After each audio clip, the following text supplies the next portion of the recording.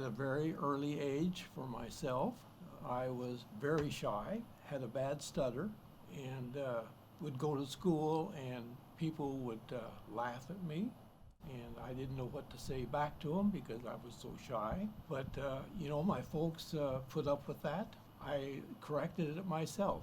By 10 years old, I probably was free of both of those. Not the shyness. I've carried that throughout my life. But I have learned any one of us could take that as a lesson, and we all have faults and we all have things that bother us about our personality, our looks, our dress, or whatever, but it's okay to be different.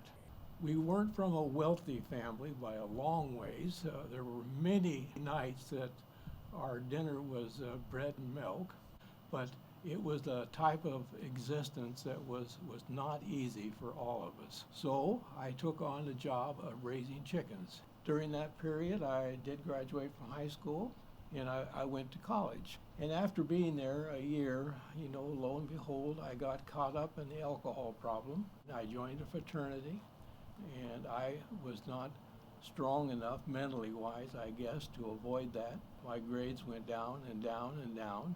I said to myself, finally, I need to do something here. And lo and behold, I met a young lady. We dated for a year, and after I married, and that changed my whole life around. From there on, I was on the dean's list and graduated from the college with a good record.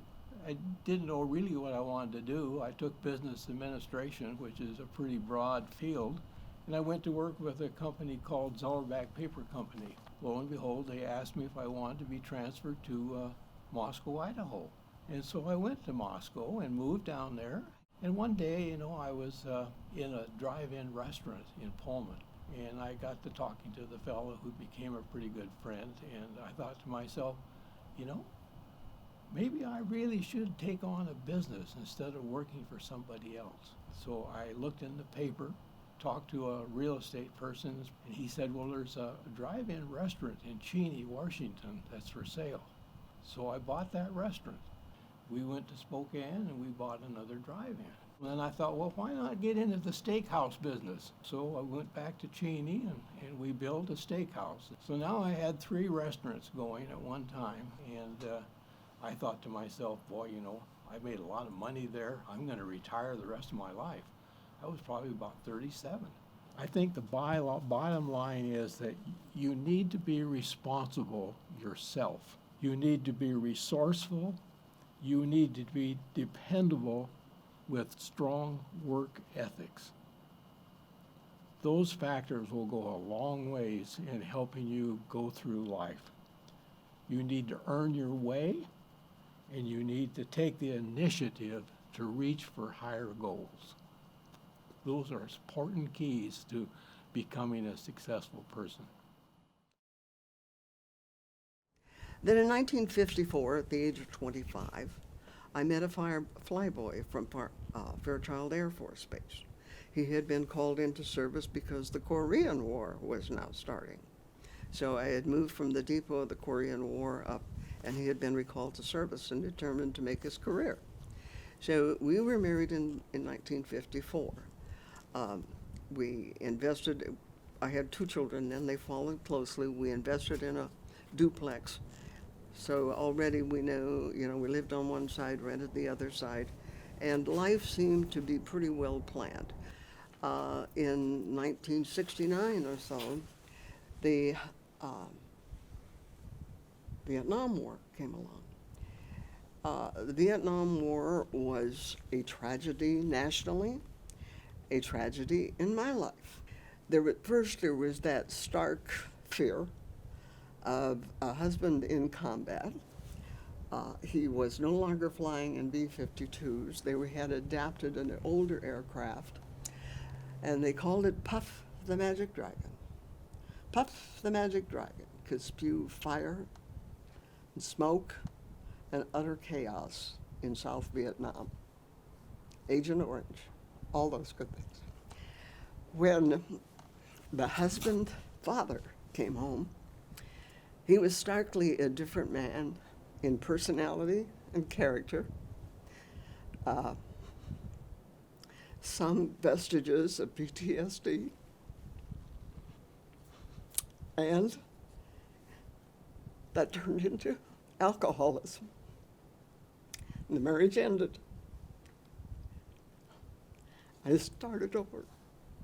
And real estate, it was a natural fit. It was, again, an opportunity I took, built, imagined, I'm not sure what. But it dealt with land. It dealt with houses.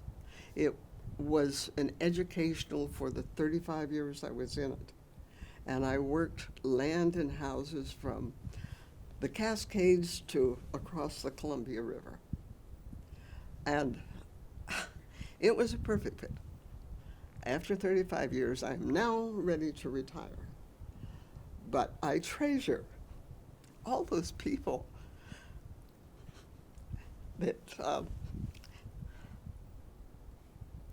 gave me the privilege of being in their life. And still, I'm marching to a different drummer because I don't know what's next. But there is an opportunity. I'll find it. I'm always writing little sticky notes with little sayings on them. And this little sticky note says, "You're alive. Keep living, keep learning, and keep loving." Let me start where I was born, and that was in May, Washington. My folks had come there from the Waterville Plateau. In 1936, we moved to the home on Horse Lake Road, and we began accumulating small ranches. We were raising cattle, hay for the first few years, and we then changed to growing wheat. During high school, my dad needed help on the farm. It was World War II. My brothers were in the service. My early schooling was kind of interrupted by the lack of transportation from our home to the Wenatchee Valley. And that's where I was lucky enough to have mentors. Two of my teachers and a man that I later worked for gave me a chance to earn enough money to go to college. And I owe a great debt to those mentors because they went to my folks and said, "Get this boy back into school." My father thought that I was the logical one to take over the farm when he no longer wanted to do it. He was disappointed in me when I chose to go into science and become a research biologist. I had a friend in high school, and he knew a lot of people from around the state even. And so at college, we were in the same fraternity, and in college, he introduced me to several people that he knew from 4-H, and one of them happened to be a little blonde girl from Montesano. That's still my wife after 65 years. I imagine life to be alone. I had an uncle who never married, and I always felt sorry for him. Time that you spend together with a loved one or someone you hold dear is a very valuable asset to anyone's life. It was my mentors that gave me the impetus and the chance, the financial chance actually, to go to college. Every professor in the department gave me work whenever they could so that I could continue to go to college. I earned a bachelor's degree at Washington State University and a master's and PhD at Oregon State. And when I finished my bachelor's degree, I was able to finance my graduate work as a junior professor. In 1958, a position came open at the Tree Fruit Research Center, and I applied and was hired for that position and worked for the university then through the professor ranks until 1994 when I retired. My early life on the farm was instrumental in solidifying the relationship that I had as a scientist with farmers. And I always thought that that was my major goal, was to do things that would make life better for farmers.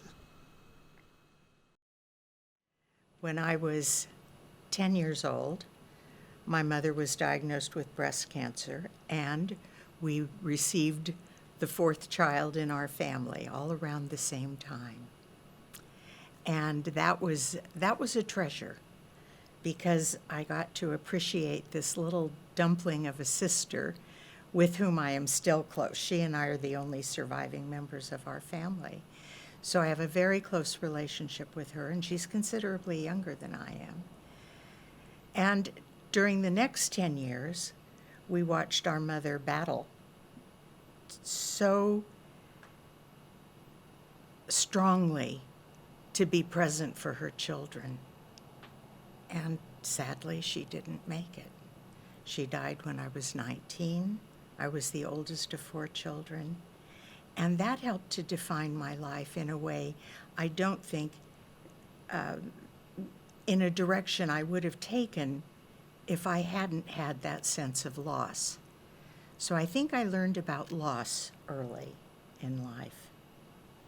I suppose, upon reflection, that the support of my dad in convincing me through word and deed and action and encouragement that I could do anything I wanted to do, I believed him.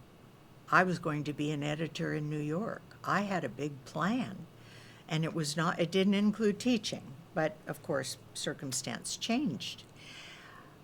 But the whole idea of tackling something that I had no experience in, politics. I'd never been elected to anything, well, class officer. And I guess I could say, as a nerd, my favorite class, I had 2 favorite classes besides English. I loved my typing class, which served me well as an English major. And I loved civics. I loved the workings of government. I think that's where I really understood and believed in democracy and the vote. I knew that was where my voice could be heard. It's not about what's on the table, but who's at the table. So I look at all of you as being at the table. And that's the way I've lived my life. My life is about the who, not the what. I'm about relationships, building relationships, whether it was with my students, my friends, my children. It's the most rewarding thing a person can do. And I'm here to say, in my infinite wisdom, it's the best thing